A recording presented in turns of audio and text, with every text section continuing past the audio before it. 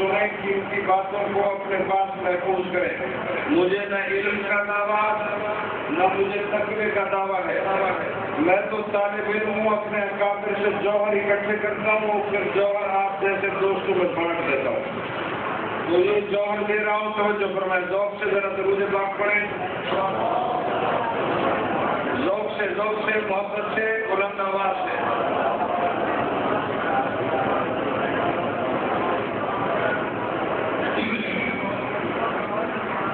میں عرض کر رہا تھا کہ انبیاء ہمیشہ پڑھانے آتے ہیں پڑھنے، آپ بولیں گے میں بولوں گا، انبیاء تربیت دینے آتے ہیں تربیت لینے نہیں آتے۔ یہ انبیاء شاگرد رب کے ہوتے ہیں، نبی ہمیشہ رب سے پڑھ کے آتا ہے، انسانیت کو سکھاتا ہے، پوری امت کو درس دیتا ہے۔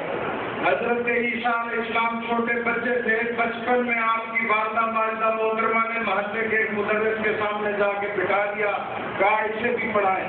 تو حضرت عیسیٰ علیہ السلام کو مدرس کہنے لگا بیٹا پڑھ الف۔ حضرت عیسیٰ علیہ السلام نے پوچھا الف کا کیا معنی ہوتا ہے؟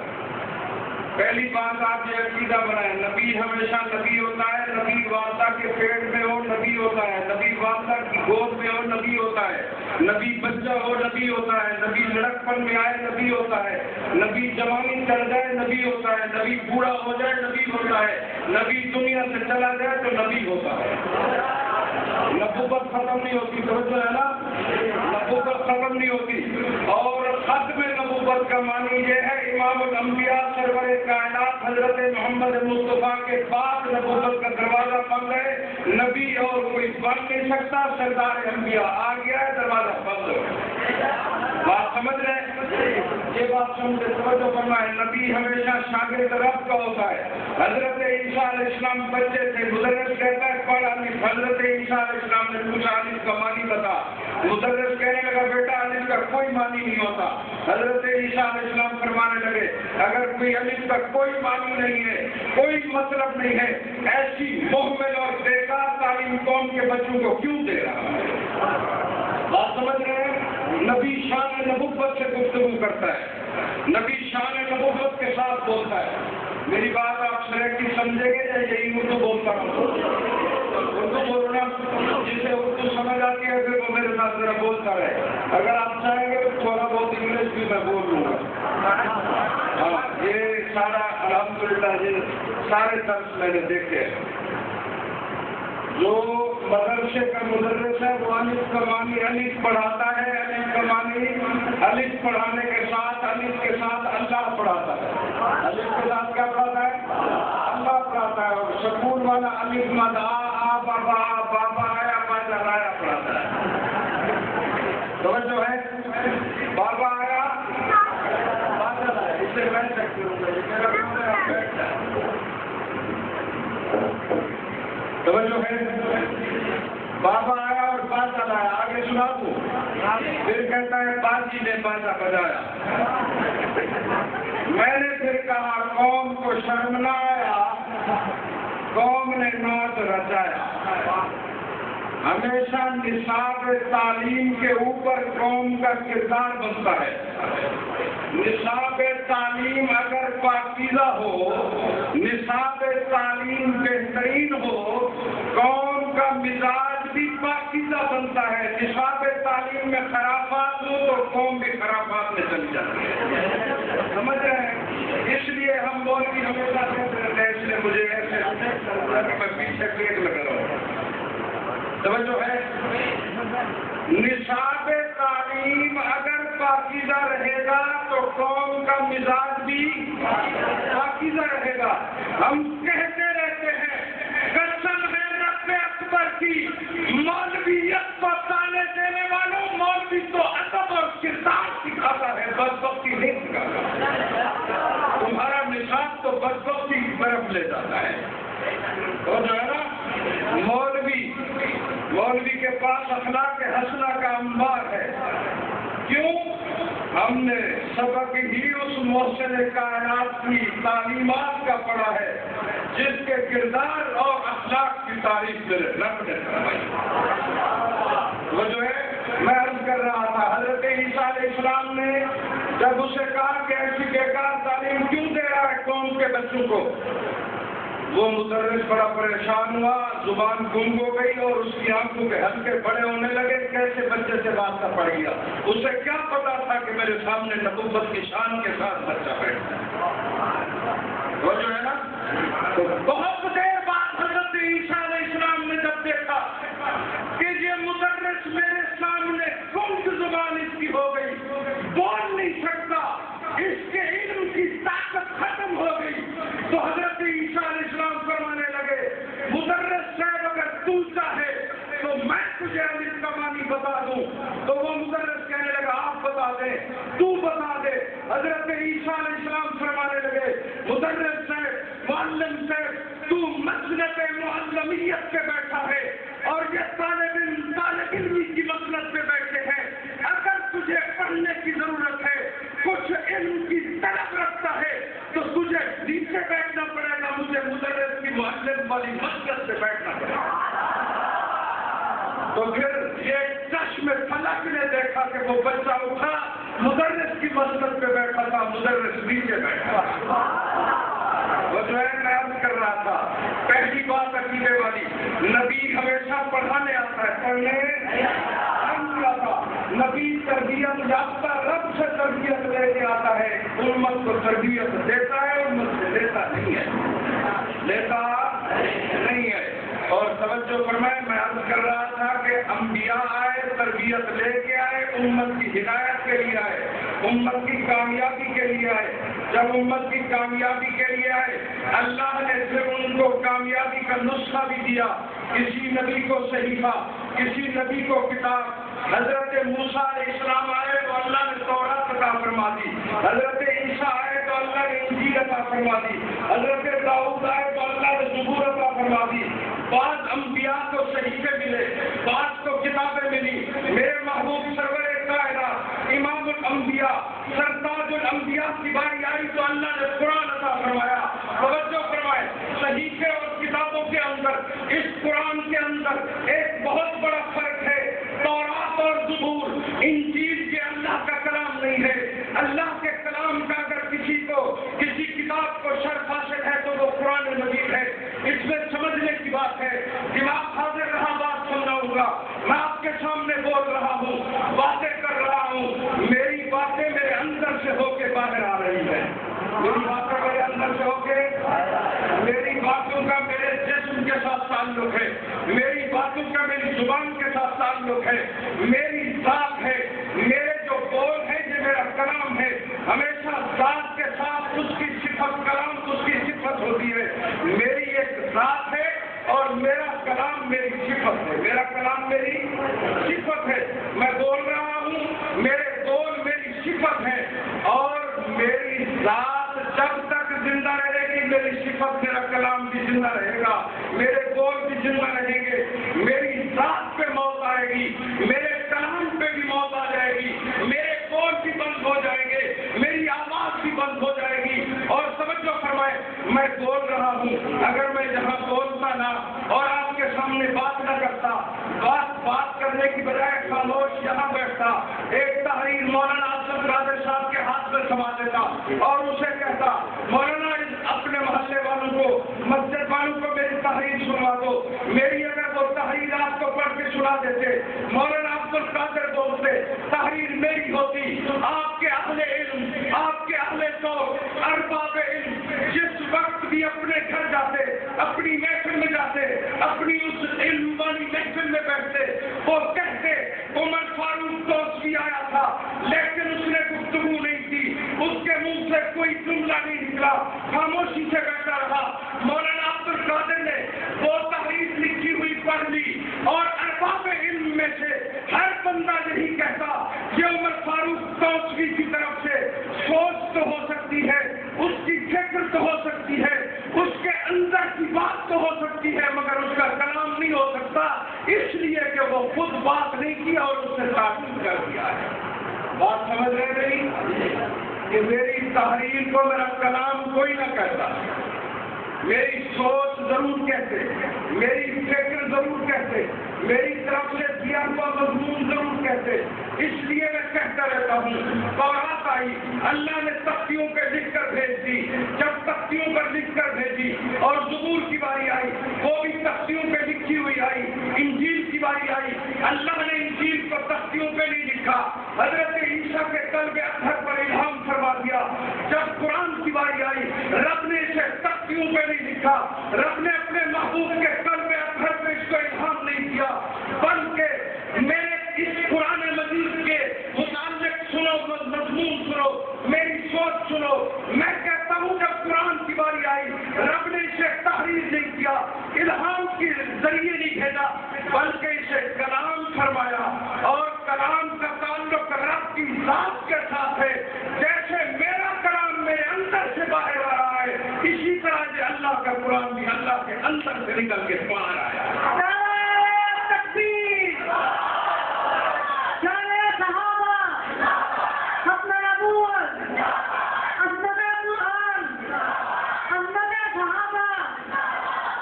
توجہ ہے آپ کی. میں نے پہلے کہا تورات زبور انجیل رب کی طرف سے مضامین خداوندی بن کے آئے, وہ رب کی طرف سے احکامات خداوندی تھے. علماء ان کتابوں کو مجازن کلام خداوندی کہتے ہیں. حقیقی کلام خداوندی کا جو وہ مظہر ہے, جو حقیقی کلام خداوندی ہے, اس کا صرف شاید قرآن کو آتا ہے. اور توجہ ہے میری طرف دیکھیں, میری طرف ادھر ادھر نہ دیکھیں. تھوڑے وقت میں زیادہ بات کرنا چاہتا ہوں. توجہ فرمائیں. میں نے عرض کیا میری ذات ہے, جب تک ذات زندہ میرا کلام بھی زندہ. اللہ کا یہ اپنا کلام ہے, رب نے اسے کلام فرمایا, اور جب کلام فرمایا تو یہ رب کا کلام رب کی صفت بنا, رب کی صفت بنا. اور ایک رب کی ذات ہے کہ رب کی کلام صفت ہے, رب کی صفت ہے. میں کہتا ہوں میری ذات پہ موت آئے گی, میری صفت پہ بھی موت آئے گی. آپ کی ذات پہ موت, آپ کی صفت پہ موت. میرا رب تو وہ ہے جس کی ذات فنا ہونے والی نہیں ہے, جس کی ذات فنا ہونے والی نہیں ہے. رب قدیم ہے, رب کی صفت بھی قدیم ہے. رب کل بھی زندہ تھا, رب کی صفت قرآن کل بھی زندہ تھا, رب آج بھی زندہ ہے.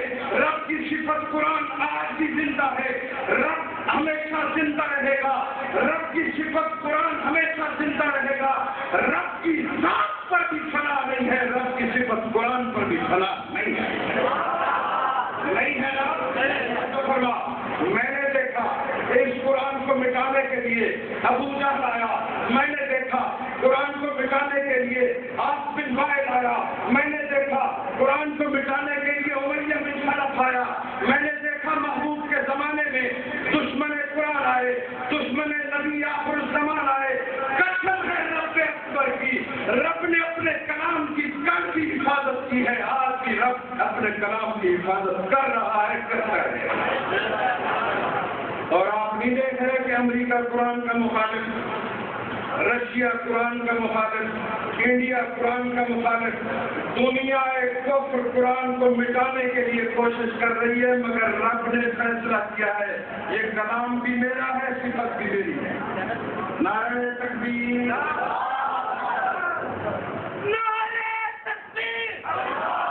ہوگی.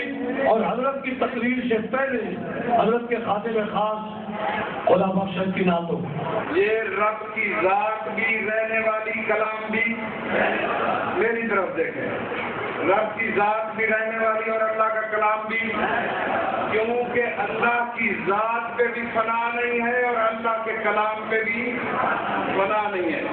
اور پھر اللہ کی ذات میں دبدبہ ہے, جتنا ذات میں دبدبہ ہو اتنا اس کی صفت میں بھی دبدبہ ہوتا ہے, اتنا اس کی صفت میں بھی دبدبہ ہوتا ہے.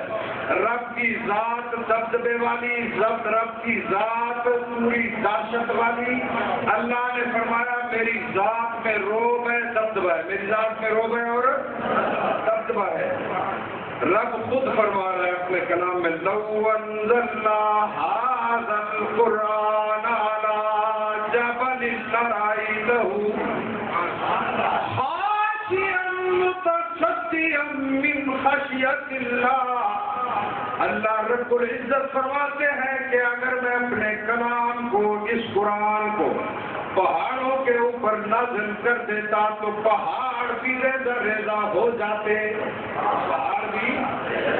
पहाड़ भी अपना वजूद बरकरार न रख सकते। मैंने पूछा मेरा अल्लाह, बाकी तेरी जात में बड़ा रोब है, बड़ा दबदबा है, मेरा अल्लाह अगर तू अपने इस कलाम को पहाड़ों पे नाज़िल कर देता तो पहाड़ तो बड़े जिस्म वाले मरबूत बड़े पत्थरों का निज़ाम, और अगर वो बड़े मरबूत निज़ाम वाला जिस्म बरकरार न रहता तो अल्लाह मैं कैसे कुरान पढ़ूं, मेरे मदरसे का बच्चा कैसे कुरान पढ़ता है।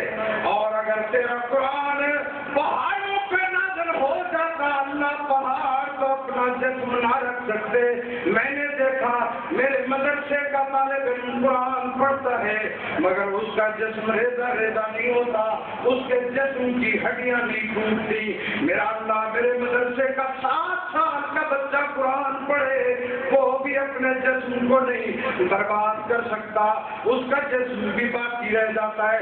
अल्लाह पहाड़ का निज़ाम अगर खत्म हो जाए वो तो हो सकता है मगर बच्चे का जिस्म कैसे बाकी रह गया, मेरे मदरसे के कारी का जिस्म कैसे बाकी रह गया। अल्लाह ये कैसे हो सकता है। मेरे रब ने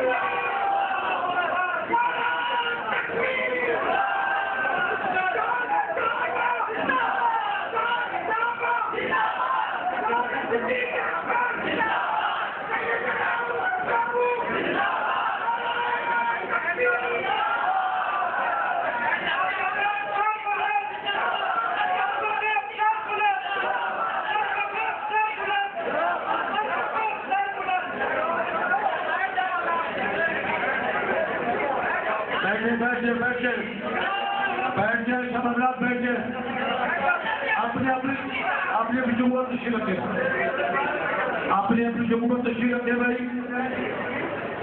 मौलाना की तकरीर अभी चल रही है, कई पट्टा हो गया है, आपने बैठ जाए लेकिन आप खड़े हैं, आप खड़े हैं शुरू करें।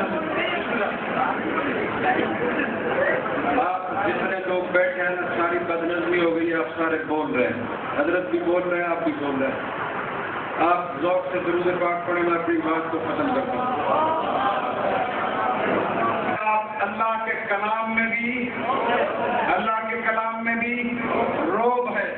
मैंने पूछा मेरा अल्लाह तेरी ज़ात में भी दबदबा, तेरे कलाम में भी, तेरी ज़ात में भी रोब है और तेरे कलाम में भी रोब है, लेकिन मेरे मदरसे का कुरान पढ़ने वाला कारी भी नहीं मरता, मदरसे में कुरान पढ़ने वाला छोटा बच्चा ये भी नहीं मरता, इसकी भी हड्डियां नहीं टूटती, दांत टूट के बाहर नहीं आते, जबान कट के बाहर नहीं आती, ये कुरान पढ़ता रहता है। अल्लाह कुरान इस पे आया है, कुरान जब ये पढ़ता है तो ये तो लज्जत महसूस करता है, अगर पहाड़ों पे तेरा कुरान जाता वो तो मिट जाते हैं। तो जो है ना, अब आप ज़ौक़ में बैठे हैं, अल्लाह की ज़ात में रोब है, दबदबा है। रब ने फरमाया दुनिया का मौलवी समझ मसले को, मैं रब्बुल आलमीन हूँ, मेरी ज़ात में रोब है, मेरी ज़ात में दबदबा है, मेरी ज़ात में ताकत है। मैं रब्बुल आलमीन जिस ज़ात के मैं कुरान भेज रहा हूँ वो रहमतुल लिल आलमीन ज़ात है। मैं दबदबे वाला हूँ, ये प्यार वाला है।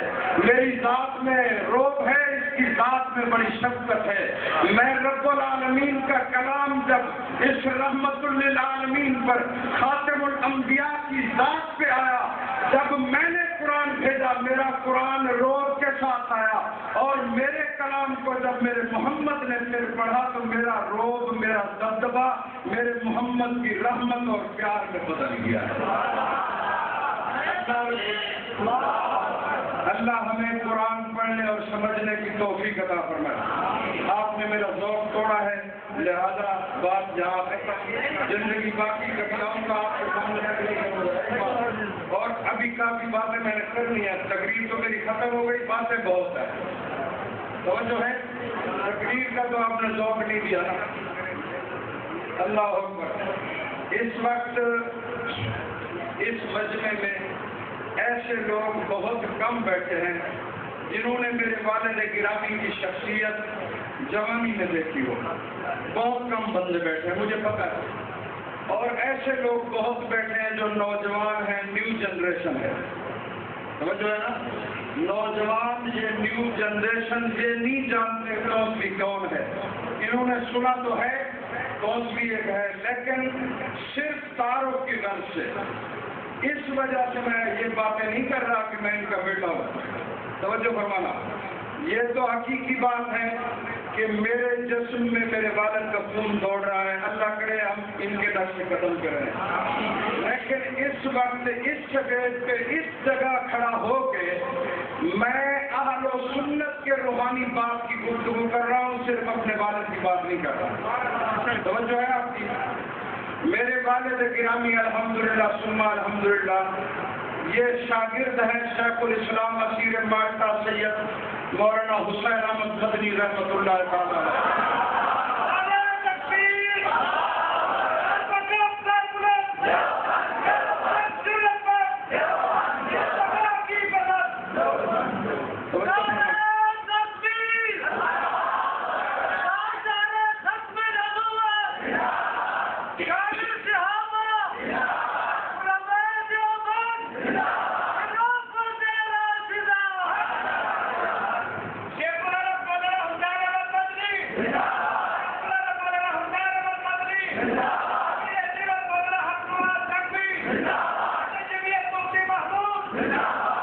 اور بھی نعرے لگا لیں.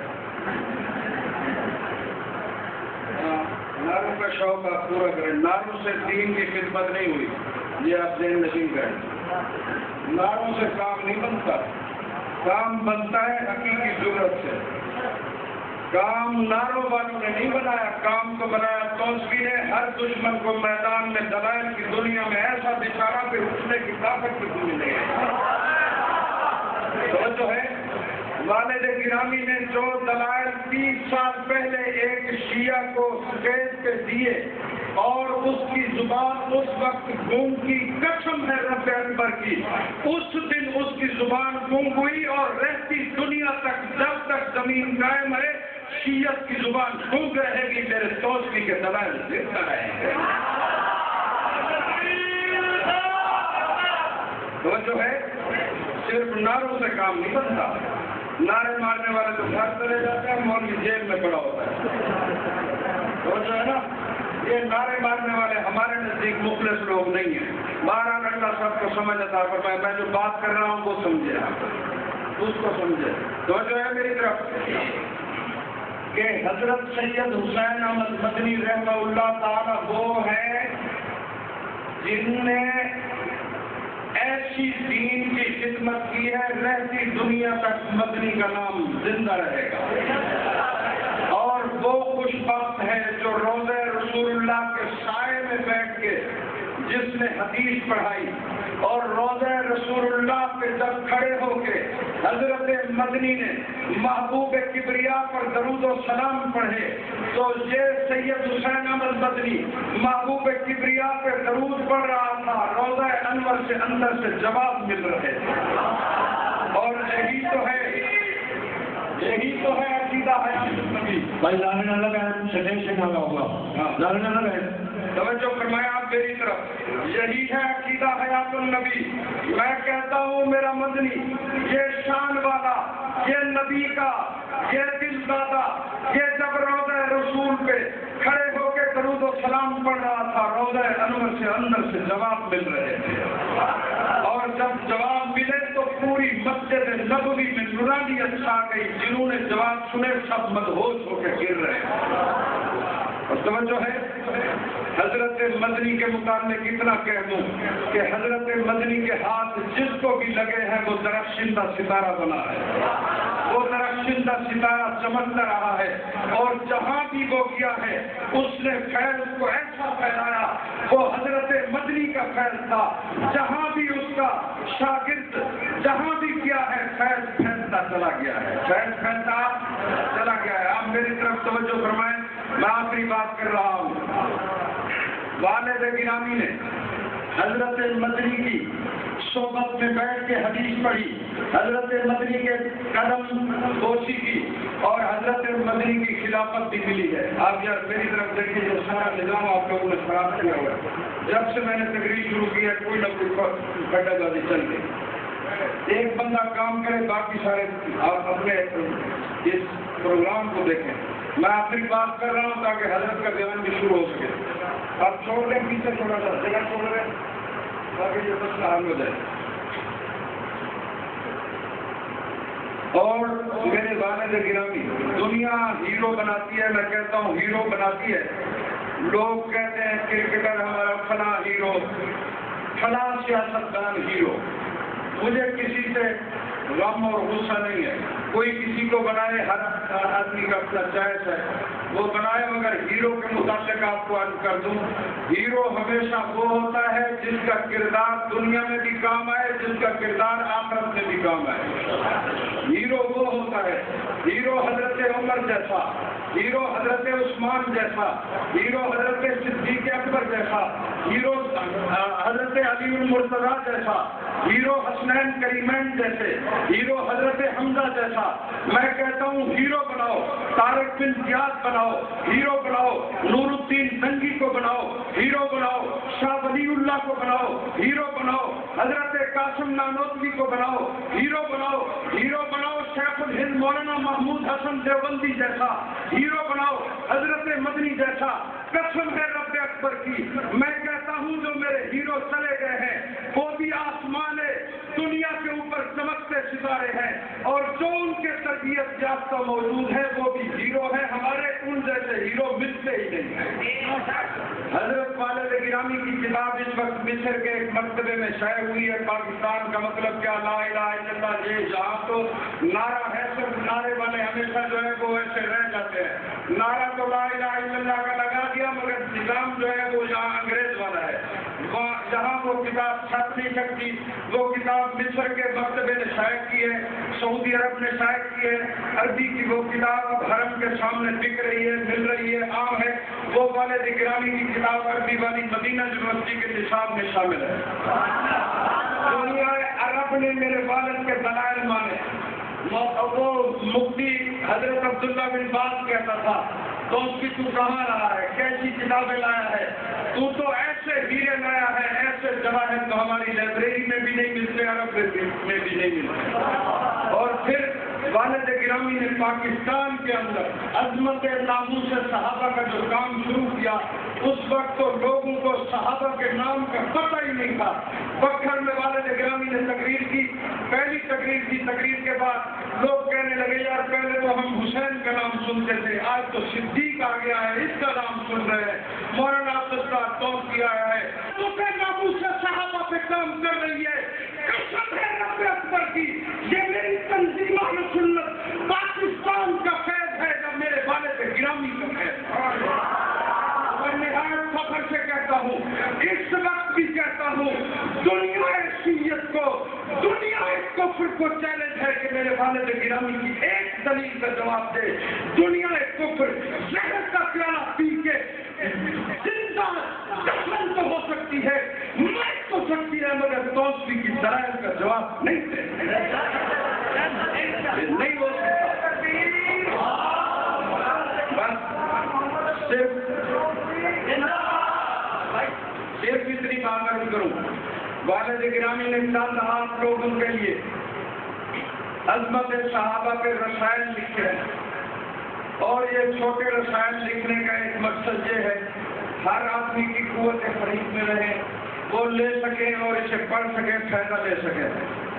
پہلے نمبر کی بات تو یہ ہے، والد گرامی نے ایک شیعہ کے ساتھ مناظرہ کیا، اور 30-35 سال گزر گئے اس مناظرہ کو، یہ اس کی روح داد ہے۔ دنیا شیعت اس دن سے بے بس ہے، آج بھی بے بس ہے، اور رہتی دنیا تک جب تک زمین کا وجود ہے بے بس رہے گی، تو اس کے دلائل زندہ رہے گی۔ یہ اس کی روح داد ہے۔